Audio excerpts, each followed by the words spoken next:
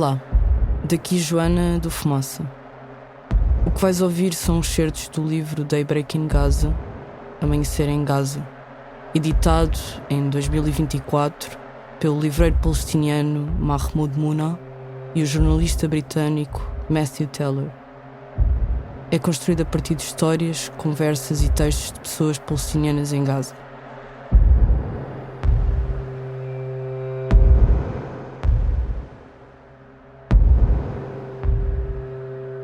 Olá, daqui Ahmed, de Gaza. Preocupa-me que o meu nome possa tornar-se notícia da última hora, como quando dizem foram recuperados tantos corpos durante um violento bombardeamento. Nessa altura passarei a ser um simples número, acrescentado ao contador que ainda não parou de somar até este momento. Não gostaria que o meu nome e o da minha família se tornassem números, pares ou ímpares. Tenho muitos sonhos. Viajar para um mundo mais vasto, fora de Gaza, para poder acreditar verdadeiramente nas cenas, imagens e experiências que vejo online. Estou a falar convosco apesar de não ter qualquer informação sobre o que está a acontecer lá fora. Quer dizer, fora da minha casa. Aquela para onde voltamos depois do nosso bairro ter sido bombardeado há uns dias. Não há meios para comunicar com ninguém, o som dos bombardeamentos não parou, nem as chamas que iluminam este lugar, avisando-se sabe lá do quê. O que mais temo é que tudo se torne normal. O normal é que a casa seja bombardeada e o anormal é que não tenha havido aviso prévio. O normal é que a criança morra e o anormal é que tenha morrido a gritar. E muitas outras coisas para as quais esta nota é demasiado pequena.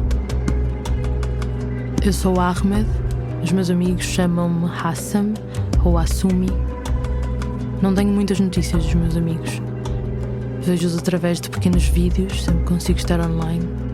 Procuro em todos os rostos para me certificar de que os meus amigos não estão entre eles. Mas ao mesmo tempo apercebo-me de que todos os que aparecem nas fotografias e nos vídeos são de facto meus amigos. Acabo por chorar. Eu sou Ahmed e desde pequeno detesto as aulas de árabe e de gramática. Odeio perguntas sobre como encontrar a diferença entre duas coisas. Odeio respostas e dar perguntas. Há 2 dias uma pergunta fez-me parar e pensar. Qual é a diferença entre a escalada e a guerra? Perguntei-me porque é que isso importa se o resultado é o mesmo. Uma mãe a chorar e uma criança a gritar. Se houver uma oportunidade para chorar e gritar. Eu sou Ahmed e tenho medo de morrer e de me tornar um número. E de que tudo desapareça antes de eu terminar o que tenho para escrever.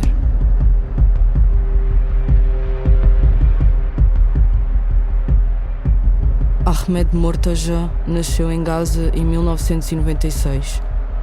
É psicólogo, coordenador de projetos e intervenções de saúde mental em organizações comunitárias. Escreveu este diário retirado do site Web Passages Through Genocide na madrugada de 13 de outubro de 2023. Um ataque aéreo destruiu a sua casa dias depois, a 28 de outubro.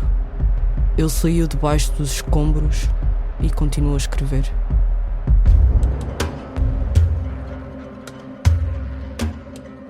Deixem-me falar-vos primeiro de Tagrida. Sou uma pessoa que chegou tarde ao teatro. Comecei com 20 e poucos anos, em 2009, e na altura era bastante embaraçoso dizer que se trabalhava em teatro. Treinei durante 2 anos, sem dizer aos meus pais.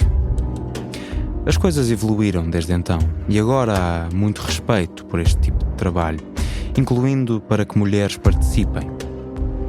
Mas para o conseguirmos tivemos de navegar por entre muito pensamento rígido e antiquado.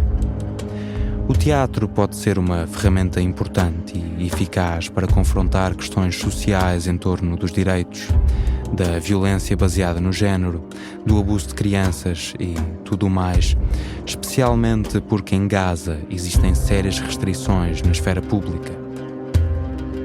Mas os grupos de teatro aqui recebiam, com frequência, financiamento externo, que vinha acompanhado de condições. Fariam um trabalho que é didático, com uma narrativa óbvia, transmitida como se estivesses a assistir a uma palestra, não a uma peça de teatro. Nós queríamos ser diferentes. Queríamos mais independência. Criar um teatro que fosse livre nas suas ideias e que permitisse a artistas trabalhar sem constrangimentos. Tinha de ser mais profundo, menos óbvio, irónico, até satírico. Escolhemos o nome Tagrida, que significa tweet. Literalmente o som que um pássaro faz, porque um tweet é bonito e tem um impacto universal, mesmo que venha de uma fonte de som minúscula. E, claro, há o novo significado de tweet, como uma mensagem que pode ser apreciada e partilhada por pessoas de todo o mundo, para além das barreiras físicas. Tagrida tornou-se um grupo de teatro multidisciplinar e multifacetado, composto por todos os tipos de artistas, atores, bailarinos, poetas, cantores, que faz parte da expansão do teatro em Gaza. Todas as nossas peças são escritas por nós próprios. Eu dirijo e desenvolvo guiões, misturando diferentes aspectos das artes performativas, levando o teatro a falar em novas línguas. A última peça que fizemos, em 2021, foi Barzak, Vida Depois da Morte. Queríamos registar a nossa rejeição do atual estado da política na Palestina. As nossas vidas são vistas como inúteis e estamos a ser sacrificados sem razão. Produzir uma peça destas, especialmente em Gaza, poderia-nos ter causado problemas. Mas estas questões pareceram-nos o elefante na sala. Vamos usar a arte para iniciar esta conversa, pensamos. Vamos tweetar sobre o assunto. Todas as personagens da peça estão mortas, mas as suas almas continuam a pairar sobre as campas e têm problemas a resolver antes de poderem ir para o céu.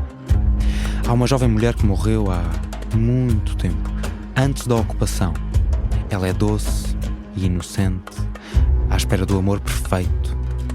Em contraste com ela, há um militar que lutou com a OLP nos seus anos de glória. O que ele mais queria na vida era a Terceira Guerra Mundial. É um ideólogo que morreu enquanto esperava ansiosamente por um conflito nuclear. Depois há Ali, uma mulher mais velha, cuja vida se centrava num cálculo fácil. Se cada família contribuir com 10 mártires, dizia ela, chegaremos a mais de 1 milhão para libertar a Palestina. Na sua própria família contava 9. Mas a sua alma não pode descansar até que o 10º mártir cumpra o seu destino. A filha de Ali também flutua no palco. Morreu furiosa com o filho, que deixou Gaza para uma vida de segurança e oportunidade em Espanha, traindo a sua nação. A personagem central, Mahmoud, personificava tudo o que nos perturba em Gaza.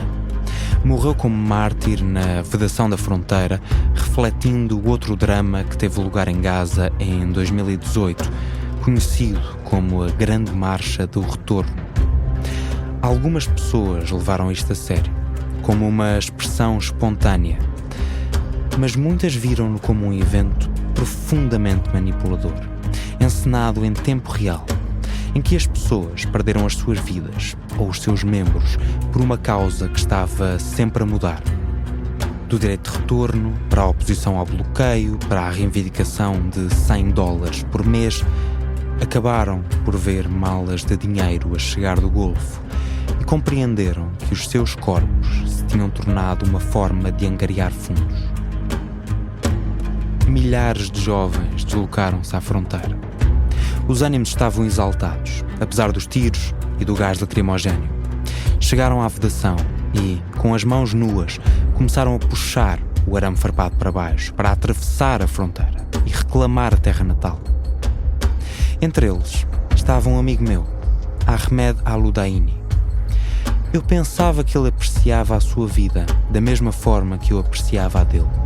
Pensava que ele sabia não se colocar numa situação em que se arriscasse a morrer de forma tão barata. Mas ele foi martirizado nesse dia, entre dezenas de outros.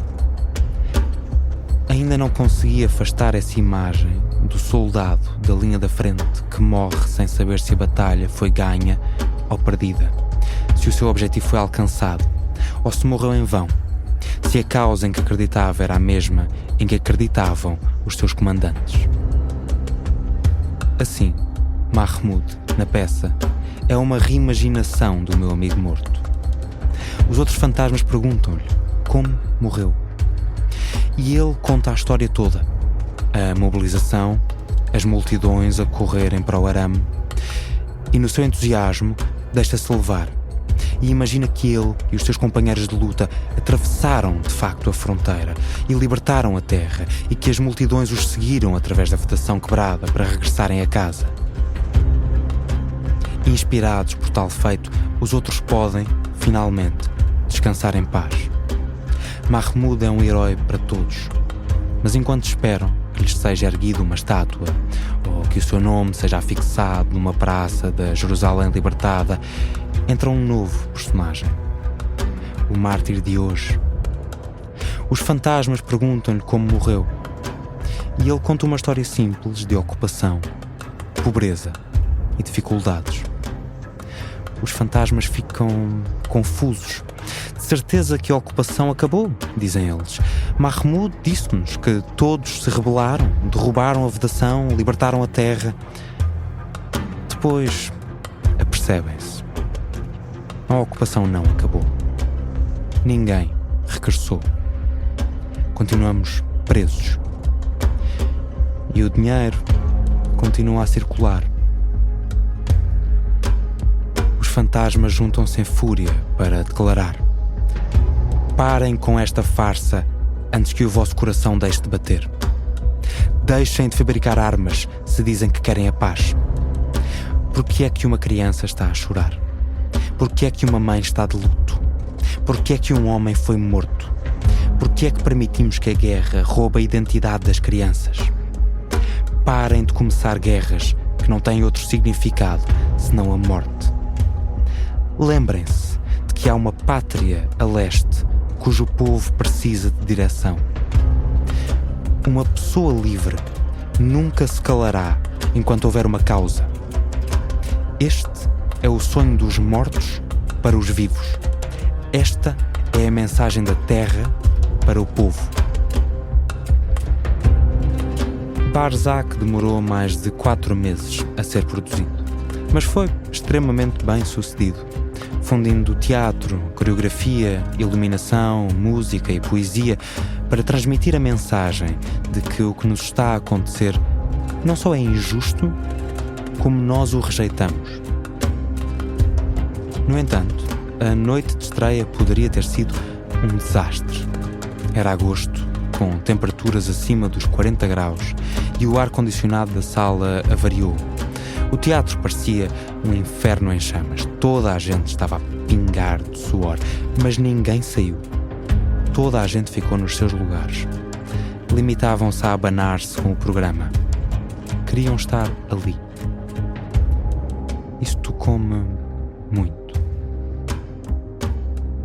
E, claro, a mensagem hoje é a mesma que em 2021. Parem com esta farsa antes que os nossos corações deixem de bater.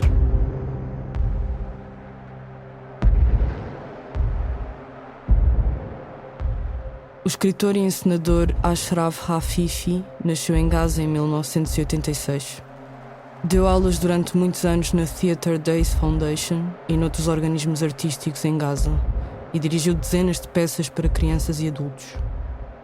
Em 2016 fundou a Tahrida Arts Team, que junta dezenas de jovens artistas de toda a faixa de Gaza para criar peças de teatro, música e dança. Disse o discurso que acabaste de ouvir em maio de 2024.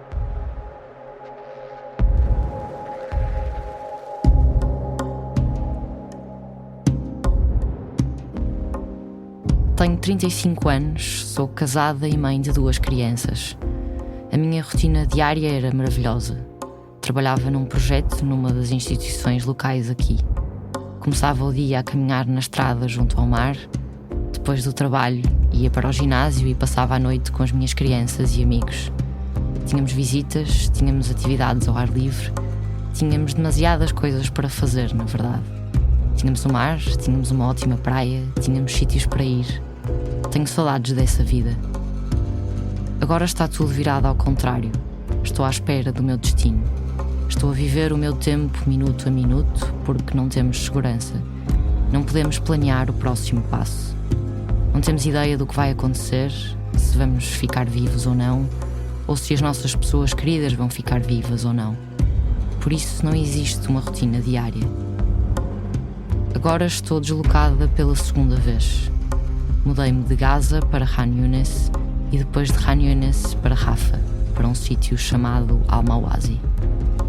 Não temos qualquer segurança, não temos lojas para comprar comida. Andamos à procura de comida, à procura de água, à procura de eletricidade, à procura de comunicação com o outro lado do mundo.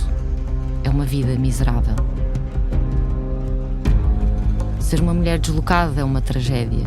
Não tens a tua privacidade, não tens a tua rotina de saúde, não tens os teus próprios pensos, porque há falta deles a cada ciclo, e não tens acesso à higiene. Usamos lenços na cabeça o tempo todo, mesmo quando estamos a dormir. Não temos qualquer espaço. Somos obrigadas a tomar conta dos membros da nossa família. Temos esta dupla responsabilidade para com eles, para com as crianças, até para com os nossos familiares idosos, os nossos maridos, as nossas irmãs, os nossos irmãos e todos os membros da família. Ser mulher neste mundo é ser duplamente vítima da ocupação, da situação atual, da comunidade. Mesmo a ajuda de emergência que estamos a receber não tem em conta as nossas necessidades enquanto mulheres. A resposta às nossas exigências de higiene é fraca. Estamos a sofrer com todos estes múltiplos problemas. Eu sinto falta da minha casa, sinto falta da minha privacidade, sinto falta da minha cama, das minhas roupas. Estou a usar as roupas de homem porque não há roupas de mulher que me sirvam no mercado. Sinto-me como um homem quando estou a usar estas roupas, mas não tenho outra escolha. Quero voltar para a minha casa e dormir em segurança.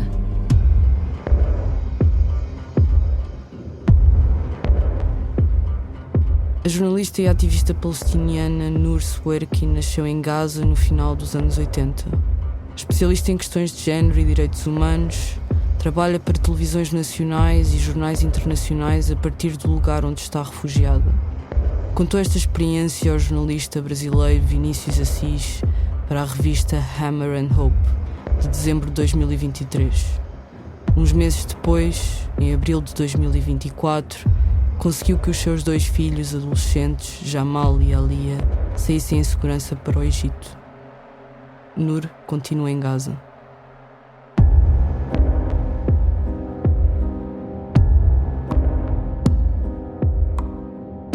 Junto ao muro da escola, onde as pessoas se abrigam, os vendedores colocam as suas poucas mercadorias numa pequena mesa, ou numa caixa de cartão, ou numa folha de plástico no chão. Latas de carne, atum, feijão, cigarros, açúcar, arroz.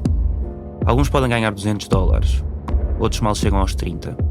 Tentam alimentar-se durante um dia ou 2. Entre eles, uma mulher de meia idade com um véu a cobrir a maior parte do cabelo está a cozer pão achatado num forno de barro, enfrenta uma fila de pessoas que esperam para comprar. De vez em quando, chama o filho, de 7 ou 8 anos, para pôr lenha no lume debaixo do forno. É uma cena normal em Gaza, à volta das escolas abrigo. Eu estava à espera na fila quando um jornalista se aproximou da mulher para a entrevistar. Sem olhar para ele, ela disse: "Está a ver que estou ocupada?" O jornalista foi paciente e educado. Perguntou-lhe se podia filmá-la como parte do mercado e da vida nos abrigos. Ela encolheu os ombros e o jornalista fez um gesto para que o operador de câmara começasse a filmar. "Já faz isto há muito tempo. Fazer pão? 1 mês. Construiu o forno de barro? Não. Comprei-o a alguém que o construiu, mas não o pôde utilizar. Ele era demasiado velho para este trabalho. É daqui, quer dizer, do campo de Nuseirat, colocando um pedaço de massa no forno e virando de vez em quando com um pau de madeira. Não sou daqui. Depois para um cliente. Não tenho troco de 100 shekels. Encontro o troco e volta. De onde veio? Vim de muitos sítios desde 12 de outubro. Como quais? Beit Hanun. Quando começaram a bombardear, o meu filho mais velho e o meu sogro foram mortos. As bombas atingiram a casa de um vizinho. Morreram todos. Ela para de falar e continua o seu trabalho. O jornalista não há pressa. Ela levanta a cabeça, olha para o jornalista durante um segundo. Depois volta-se para o forno e continua a falar. Mudámos-nos para a casa da minha família no campo da praia. Eu estava no mercado com o meu filho pequeno quando ouvimos uma grande explosão de um ataque aéreo. Peguei nos meus legumes e fui a correr para casa. Bombardearam uma casa vizinha e os meus pais e o meu marido foram mortos. Reconheci o meu marido pelos pés que estavam a sair dos escombros, porque há 2 anos ele perdeu um dedo do pé num acidente de trabalho em Israel. Trabalhava na construção civil. O meu pobre marido não descansou até morrer. Para o filho mais novo: chega de lenha, estamos quase a acabar. Para um cliente: isto vai custar-lhe 4 shekels. Ela olha para o jornalista. Ele ainda está a segurar o microfone na direção dela e a câmera está focada nela. Então mudámos para a cidade de Zahra, para junto da minha irmã, que é casada e vive lá. Eles seguiram-nos com os bombardeamentos. A minha filha e a minha sogra foram mortas. Depois viemos para aqui. Eu e este rapazinho, o filho da minha irmã e a minha irmã ferida. Estamos nesta escola. Aponta para o edifício atrás dela. Como é que se desenrascam? A UNRWA distribui comida na escola? Sim, vêm de vez em quando aqui. Dão a cada família algumas latas de comida, biscoitos, sabão. Mal chega para um dia. De qualquer forma ainda estamos vivos. E a água? Higiene? Casas de banho? Acordo às 4 da manhã para ir para a fila da casa de banho. Nessa altura, há uma fila de 7 a 15 pessoas. Mais tarde a fila é de 50 ou 60. Fazemos o que temos a fazer e voltamos a dormir. Eles dão-nos garrafas de água de plástico, mas eu não as uso. Vendo-as para ganhar algum dinheiro. Estamos a sobreviver. O que é que as outras mulheres fazem? Havia uma mulher grávida a ajudar-me a dar à luz na nossa sala de aula. Ela teve sorte, correu tudo bem. Cuidamos uns dos outros na nossa sala de aula. Eles tomam conta da minha irmã e da filha de 2 anos enquanto eu estou fora. Não é como noutras salas de aula. Todo o dia se ouvem gritos, berros, palavrões, discussões. Como é que arranja lenha para o seu forno? No início era fácil. Recolhia pedaços de madeira nas ruas e nos pomares das redondezas. Depois comecei a comprá-los aos vendedores de madeira. Era 1, 2 shekels por quilo. Agora são 3 shekels, porque não há gás de cozinha nem combustível. Tudo é escasso. Ela começa a limpar, apaga o fogo, recolhe os paus não queimados e cobre o forno. Dirige-se para a escola, levando o filho ao colo. O operador de câmara segue-a com a câmara até ela entrar.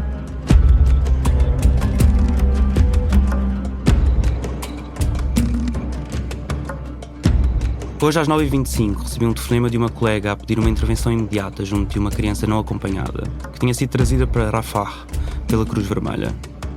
Ele disse que o rapaz estaria a sofrer desnutrição grave depois de ter estado sozinho na rua durante 11 dias, depois de ter deixado o hospital de El Shifa, na cidade de Raza, há mais de um mês, onde os seus pais tinham sido mortos. Cheguei à escola transformada em abrigo em 15 minutos. A criança estava sentada numa cadeira a comer arroz e feijão, como se nunca tivesse comido antes. Desviou o olhar para que ele não sentisse que estava a ser observado. Ele acabou de comer e começou a olhar para o teto. Eu disse: "Olá, chamo-me Hossam." Olhou para mim lentamente e disse: "Sou Ahmed." "De onde és, Ahmed?" "Raza." "Estás sozinho? Onde está a tua família?"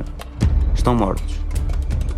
A criança falava de uma forma simples, sem sentimentos, sem reações. Perguntei: "Como é que chegaste aqui?" "Eles foram mortos a tiro. Saímos do hospital de Shifa pela estrada à beira-mar. Eles dispararam contra nós, a minha mãe, o meu pai, o meu irmão mais velho. As pessoas corriam por todo o lado. Eu corri." Fiz uma pausa. "Tens família em Rafah? Tios? Tias?" Ele olhou para mim, depois olhou para o teto durante algum tempo sem falar. Fiquei à espera. "Eu dormi nas ruas, em Nuseirat, em Zawaida, em Deir el-Balah. Tinha medo. Já não tenho medo. Tenho frio." Ele estava descalço. Eu disse: "Vou arranjar-te um casaco e sapatos. Alguém vai tomar conta de ti, está bem?" "Está bem." "Sentes dor em algum sítio?" "Sim. Na minha cabeça, nas minhas pernas, no meu estômago." "Ok, vamos levá-lo ao hospital para um check-up." "Shifa não." "Não, Shifa não." Eu não faço ideia do que este rapaz está a passar. Devia parar de falar.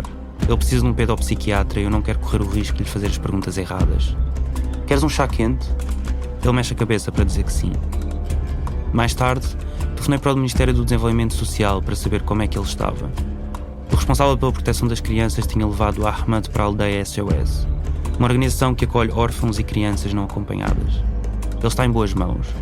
Se não conseguirem encontrar familiares que o acolham, ele ficará lá.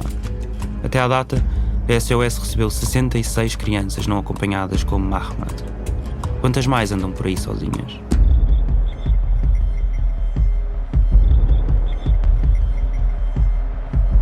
Hossam Al-Madhoun trabalhou 30 anos como dramaturgo e escritor na cidade de Gaza. Nem sempre dava para viver da arte, então tornou-se especialista em apoio psicossocial com crianças através da narração de histórias. Com o bloqueio israelita a Gaza, em 2006, fundou com Jamal Al-Rozi a companhia artística Theatre for Everybody, Teatro para Todos. Com a intensificação do genocídio, em 2023, montaram programas de terapia para crianças. O que ouviste são excertos editados do diário Hossam. Exilou-se no Egito em abril de 2024, um mês antes de Israel destruir a fronteira por onde passou, em Rafah. 27 de outubro de 2003. Mundo sem corações. A maioria perdeu os sentimentos, perdeu o significado de humanidade. Sem valores, sem princípios. O meu irmão, morto a sangue frio, a 18 de outubro de 2003, no silêncio internacional.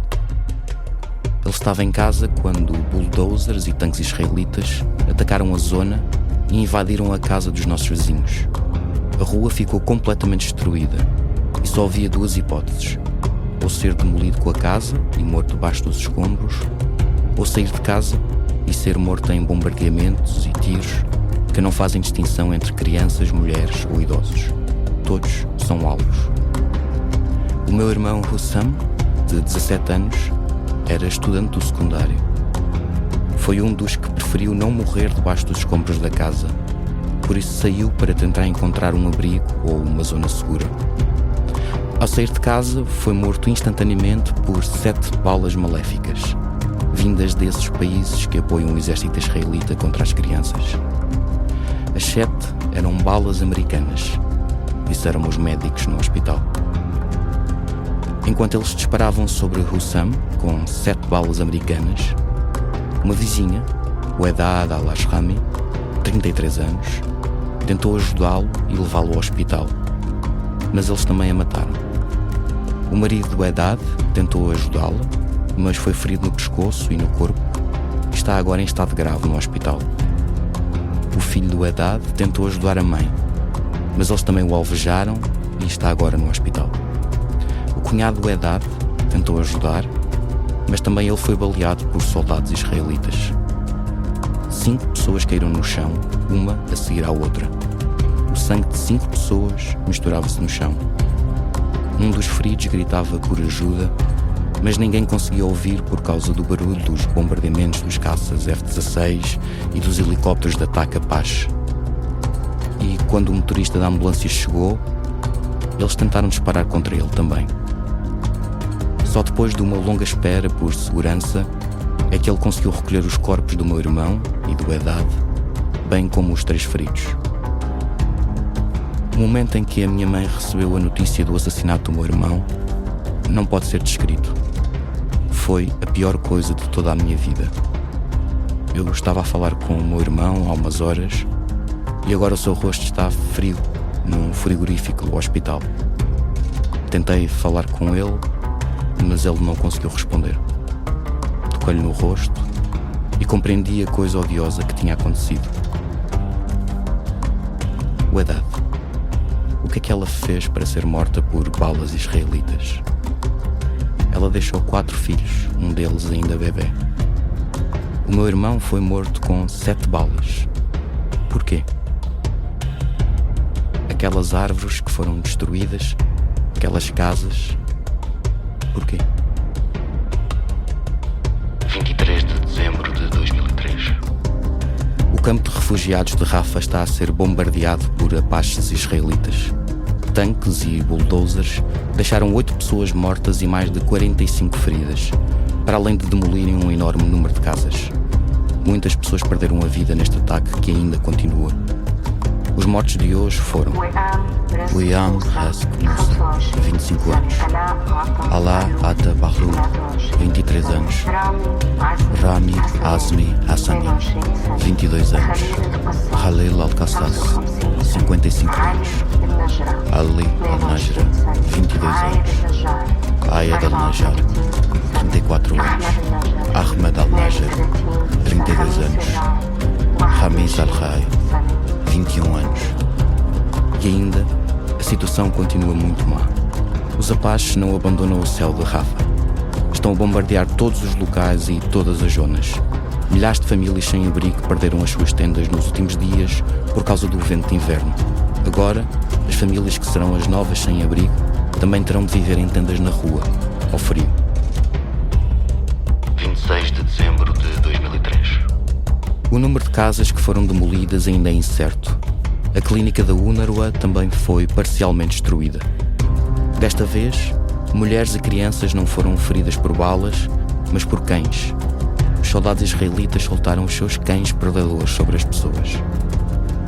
Esta é a nossa vida. Ataques diários com mortes ultrajantes de todas as formas. Escrevemos e ninguém lê. Gritamos e ninguém ouve. Somos despedaçados e ninguém vê os nossos corpos despedaçados.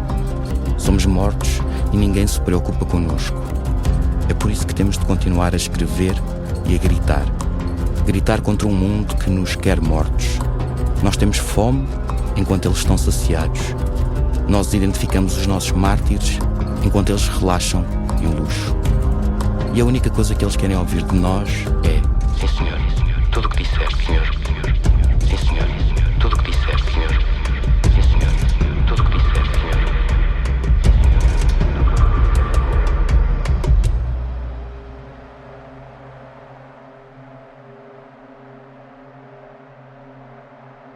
Estes são excertos de textos publicados em 2003 por Mohamed Omar, no jornal online que fundou, Rafah Today. Na altura tinha 19 anos.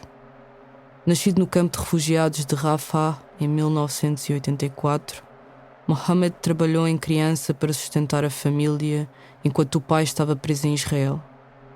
Como jornalista, escreveu, entre outros, para o New York Times e Al Jazeera, e foi galardoado com o prémio de jornalismo Martha Gellhorn em 2007.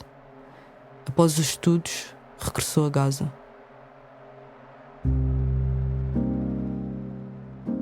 Este episódio, Amanhecer em Gaza, é uma colagem de excertos do livro Daybreak in Gaza, editado por Mahmoud Mouna e Matthew Teller, a partir de textos e conversas com pessoas palestinianas em Gaza. Ouviste as palavras de Ahmed Mortaja, Ashraf Hafifi, Nur Swirki, Hossam Al-Madhoun e Mohamed Omar. Foi lido por Margarida David Cardoso, Nuno Viegas, Maria Almeida, Ricardo Esteves Ribeiro e Bernardo Afonso, com o apoio de Shah Tuwadi. A Margarida traduziu os textos de inglês para português. O Bernardo compôs a banda sonora original que estás a ouvir. É meia hora de música composta para encaixar nestes textos. Em breve estará disponível para ouvires como álbum. Podes saber desta e de outras novidades na nossa newsletter semanal, que podes subscrever em fumaca.pt/subscrever. Eu, Joana Teresa Batista, fiz identidade gráfica. O Lucas Grimaldo de Freitas, a estratégia de comunicação. Faz ainda parte da construção coletiva desta peça e da equipa Fumaça, António Assunção, Fred Rocha, Luís Marquês e Rafaela Cortês. Desde 2017 que o Fumaça reporta e investiga sobre a Palestina. Podes ouvir e ler as histórias publicadas nos últimos anos em fumaca.pt ou na tua app de podcasts. Estamos quase a lançar a série A Indústria da Ajuda na Palestina. Faz uma contribuição recorrente em fumaca.pt/contribuir para poderes receber no teu e-mail todos os episódios de uma só vez. Até já.